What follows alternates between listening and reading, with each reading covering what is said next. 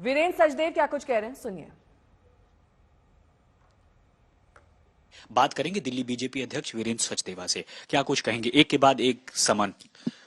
अरविंद केजरीवाल ने समन पर पेश न होकर एक क्रिमिनल ऑफेंस किया है आर्टिकल 174 आईपीसी के तहत। और जब आपने क्रिमिनल ऑफेंस किया है तो न्यायालय ने 204 सीआरपीसी के तहत उस क्रिमिनल ऑफेंस के तहत आपको सम्मन किया आने के लिए कोर्ट में।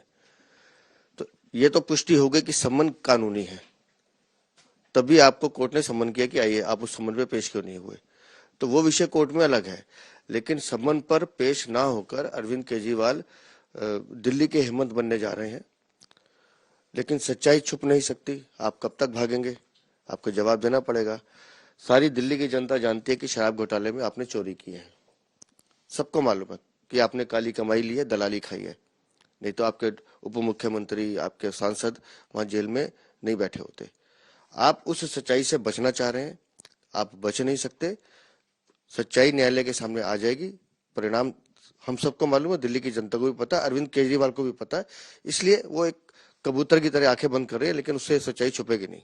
मुख्यमंत्री ने एक आईना भी ईडी को दिखाया है और ये कहा है कि कम से कम जब मामला कोर्ट में है तो ईडी को कोर्ट के फैसले का इंतजार करना चाहिए। क्यों समन भेज रही है के बाद? कह रहा हूँ, अरविंद केजरीवाल ने आईना नहीं दिखाया। अरविंद केजरीवाल या उनके सहयोगियों ने ये बताया है कि वो कानून का मजाक कैसे उड़ाते हैं।